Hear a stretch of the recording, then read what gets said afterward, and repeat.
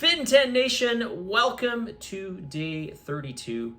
And we are fast approaching the halfway mark. If you can believe that, we're almost halfway through this challenge. Can you believe it? Oh, yeah. Goes by fast. Does it? It certainly does. Okay, more questions. Let's get into it. By the way, I'm not getting everybody's questions, so if you're one of those people that have not sent me your questions, or maybe you have, and if I'm not reading your questions, that means I'm not receiving them. So I should probably reach out to these people individually and tell them to send in their feedback. Let's get more to the feedback here. So, question. If I miss a workout, should I try to make it up the following week? Anything you want to say on this? Yeah, don't miss a workout. Yeah, don't miss a workout. What if, let's say they're sick? Should they make it up the next week? No. Yeah, I would agree. Do not make it up. Just get back on track. We've got to stop the rocking of the boat. Okay, we just want a nice... steady, consistent. Yes, that's what we want. Familiar. We just want to get back to consistency. Habitual. Exactly. Again, no zigzagging through this challenge. It's straight path. Okay, so if you miss it, well, so be it. You got to put the past behind you and you've got to move forward, getting back to that happy medium, which everybody struggles with. It's always happy medium people struggle with. I'm sorry. Before I let that one go, you know, you're only expected to train 3 times per week and then 3 half-hour cardios. It's not a lot. In the grand scheme of things, it's not a lot. For you to miss 1 day of training for me, it's just mind-blowing. It's like, so I missed it on Monday. I was supposed to go Monday, Wednesday, and Friday. And I missed it on Monday, but I wasn't able to do it on Tuesday. Did my Wednesday, but I couldn't do it on Thursday. What? Anyway, let it go. And as I mentioned before, if you are somebody that struggles with getting any of your exercise in or struggles with whatever it is, maybe it's not exercise, maybe it's something else. If you struggle getting it done, do it first thing in the morning.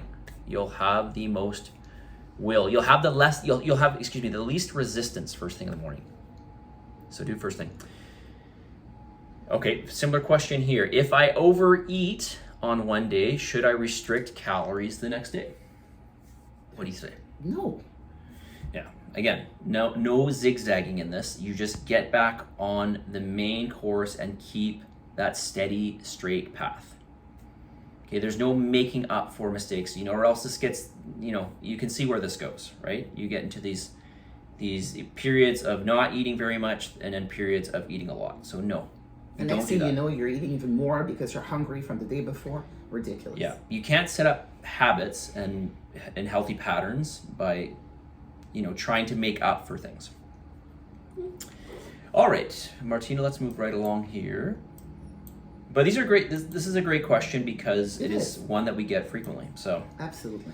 All right, listen, this person writes the following here. I'm going to read the whole thing out. Nighttime routine and better sleep habits. I'm finding the need to pee in the night with all the extra water I'm drinking. Specifically, I wake up every night at 3:30 a.m. and I have a really hard time falling back asleep, knowing I have to be up in a few hours. Should I drink tons of water in the early part of the day and have a, quote, no more liquids time in the evening? You want to say something about this? I think that would be the reasonable approach for sure. I think that I follow some doctors who have recommended a routine that I personally use, which is to use a certain amount of water on an hourly base. Now I know that if you're struggling with getting your workouts and then all your foods and then all your prep, you're probably not going to remember to drink a cup of water every hour, but it works really nicely. I do think that over drinking at one point doesn't make any sense because you're going to pee half of it. It's not going to hydrate you. You do have to spread the use of the absorption of your water throughout the day. But I think that if you focus on being quite regular throughout the first 10 hours of your day, and then stop drinking a couple of hours before going to bed. Hydration is not like an immediate issue, right? It's something that you have been doing for the previous day and week, etc., etc. I think that you'll be much better off. Yeah, I would agree. I would try to refrain from drinking liquids at night, but I wouldn't force liquids down. Usually I recommend somewhere around a liter for every 50 pounds of body weight. And of course, with hydration, it's not just about water. It's about water and Electrolytes. yeah, and more specifically, Salt. Yeah, Yeah. sodium. So adding some sodium to your water will be will be very, very helpful. So how much? Usually I recommend about 1.5 grams of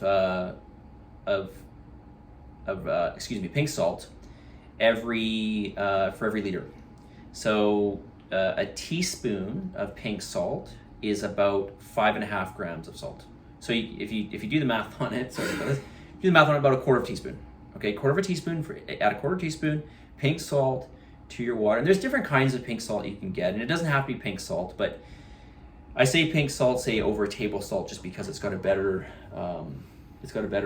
mineral spectrum. Okay, you're getting more of your basic minerals, and calcium, magnesium, etc. Can you just repeat all of this, but really like the basic stuff? How much salt would you recommend I put in 1 liter of water?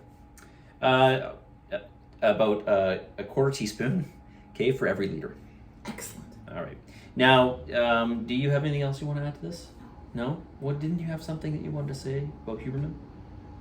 But I already mentioned that if you were to drink a certain amount, like a cup of water every hour for the first 10 hours of your day, then after that, you stop drinking, you'd have a better night for it.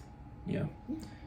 Okay, so you're recommending a cup of water for... It's roughly a cup. I mean, like the math itself is more like your body weight in pounds divided by 20. I just didn't want to bring the math up. Yeah, okay. The math up. And then the reason why is for me, for example, is 240 mil, which is roughly a cup. And then for Mark, for example, it's 280 for our respective body weight. So it's literally roughly a cup of water every hour. So if you are able to do this every hour for the first 10 hours of the day and then stop drinking, you'll have a better night. Okay, so that's actually a little more water than a little less water, than I would recommend. But I will admit that her source for this is probably better than my source. My source is just me from my own research. So maybe have a little bit less water in general. So in this case, what was the formula that you used? Because maybe people want to know. Just say it again one more time. Body weight? Body weight divided by 20. Yep. And then that's the amount of ounces per hour that you're supposed to drink. Body weight in pounds. Yes, body weight in pounds divided by 20. Yes. Yeah. So if you're 200 pounds, you divide that by 20, that's 100 ounces, and then I divide that by 10, I get 10 ounces of water, which would be a cup and a quarter. That's correct. Okay, there you go. All right, so remember this, hydration isn't just water, it's water and salt, and just drink, again, in this person's case, well, I don't want to give away anything about them. Yeah. Let's move on. But somewhere around a cup. Okay, how are we doing for time here? 8:16. Okay, let's get the message of the day. And Martine, you want to read what the message is? Sure. If you can't find the time, then you must make time for what matters. Yeah, you got to make time. This is, again, I hear this from people. As you know, on our shirts, actually on the back of this shirt, it says, be stronger than your excuses, because you've got to quit making excuses. I'm not saying that you're taking the easy route, but I am saying that. Yeah, we kind of are saying that, I guess. I guess we kind of are saying that. Quit taking the easy route and find a way to make things happen. At the end of the day, in terms of the exercise component of this, it's 4.5 hours per week. That's all it is. That's less than 3% of the total time you have in a week. You can find that 3%, okay, less than 3%, of the week to devote towards your exercise. You just have to plan it and be smart with your time. I wake up at 5 a.m. to do my cardio, and I love it. Yeah, I used to get up at 3 a.m. to do it. That was a bit ridiculous. I don't do that anymore, but I did it. I had to do it because I have so much time. So had to do it for that time, and given my schedule at that period of my life, that's what I had to do. So, all right, positive energy, positive vibes. Believe in yourself. For the love of God, give some gratitude. And we will talk to you in a couple days as we approach the middle point of this challenge.